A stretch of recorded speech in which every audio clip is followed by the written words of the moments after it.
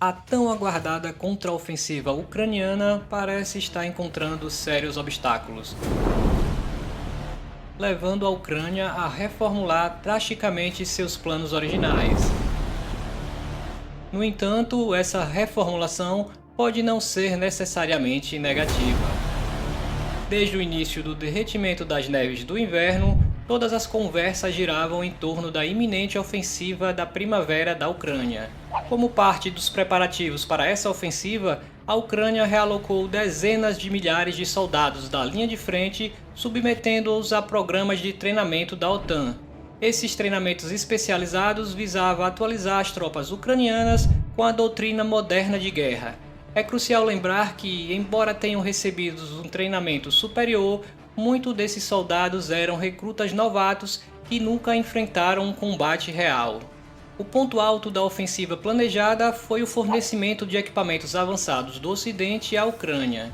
Após um ano de apreensão diante das ameaças nucleares da Rússia, finalmente a OTAN quebrou o tabu e entregou à Ucrânia uma quantidade considerável de veículos de combate de infantaria Bradley e tanques Leopard 2. Esperava-se que esses equipamentos de ponta liderassem a ofensiva na primavera. Líderes ocidentais como o general Mike Mills dos Estados Unidos garantiram que a Ucrânia estava totalmente equipada para a ofensiva iminente. No entanto, a realidade não se alinhou completamente com essas expectativas otimistas. O lançamento da ofensiva revelou que as coisas não estavam progredindo conforme o planejado.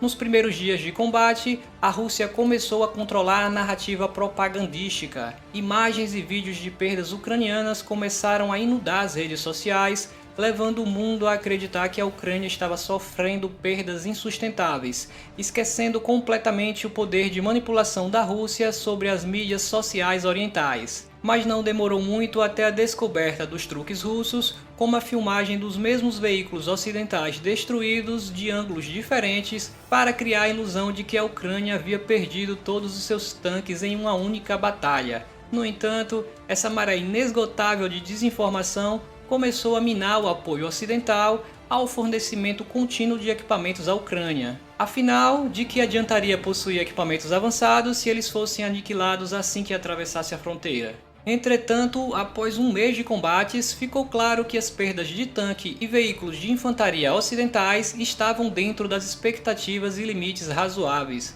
Embora as exatas perdas tenham sido mantidas em segredos por razões estratégicas, sabemos que na primeira semana de combates, a Ucrânia perdeu 4 dos 85 tanques Leopard que recebeu.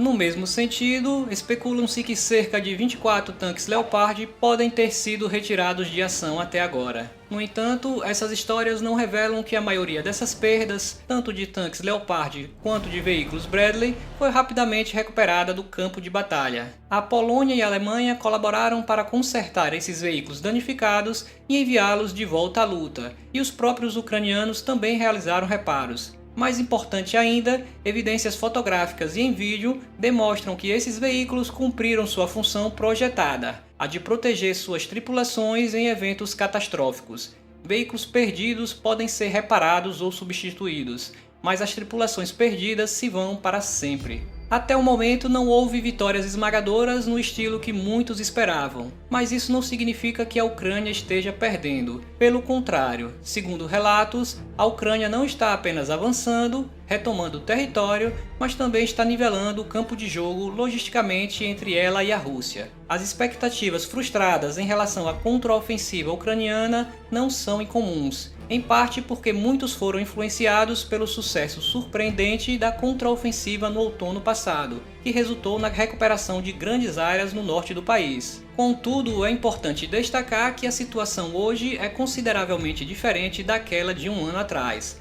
No último outono, a Ucrânia enfrentou posições russas despreparadas e contra-atacou imediatamente após a ofensiva russa perder a força. No contexto de guerra, encontrar o momento perfeito para lançar um contra-ataque é incrivelmente desafiador e é ainda mais difícil enganar o oponente sobre esse ataque que vai acontecer. Porém, a Ucrânia conseguiu fazer exatamente isso com a ajuda da inteligência da OTAN e dos planejadores militares dos Estados Unidos. Foi sem dúvida um exemplo brilhante de estratégia militar, algo que será relembrado nos livros de histórias por gerações futuras.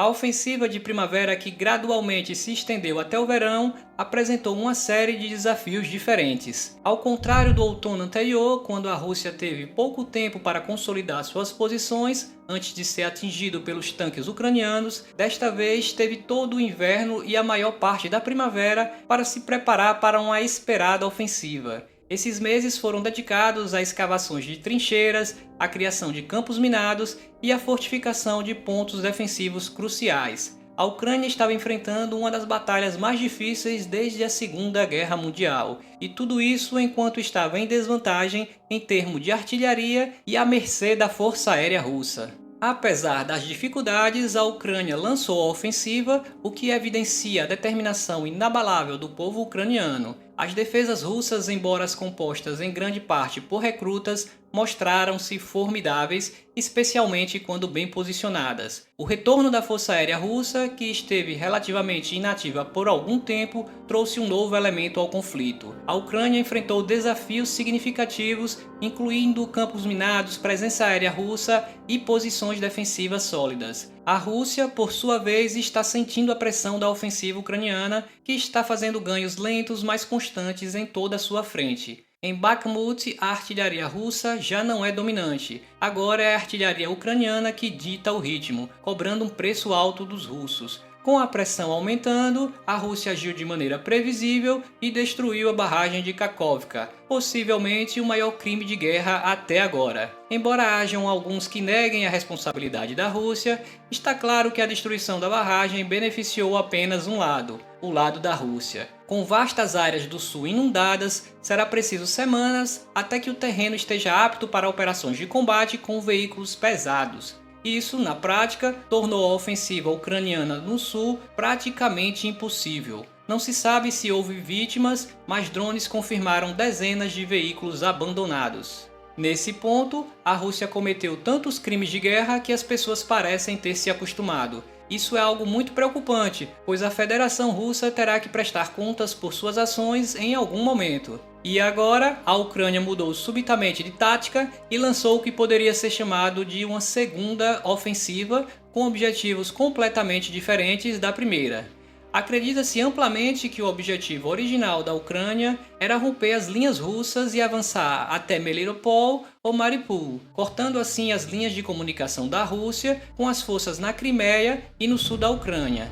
Isso ainda pode até acontecer, mas agora a Ucrânia está travando uma batalha completamente diferente. Com um bloqueio de informações em toda a frente, fontes ocidentais foram forçadas a recorrer a canais de mídia social russo, como o Telegram, para obter informações sobre os combates. Aí, os soldados têm sido regularmente muito diretos e honestos sobre os combates ao longo da guerra, e de repente algo estava se tornando abundantemente muito claro. A Ucrânia estava aniquilando a artilharia russa a uma taxa impressionante. Mas calma, eu explico isso. Desde o início da guerra, a Ucrânia esteve uma grande desvantagem numérica. Quando se tem um exército muito grande, com um volume suficientemente mais alto que o do adversário, você realmente não precisa se preocupar em ter tropas bem treinadas ou coisas mais sofisticadas. Lançando literalmente hordas de artilharia contra a Ucrânia, a Rússia transformou o leste da Ucrânia em uma paisagem lunar. Durante a maior parte da guerra,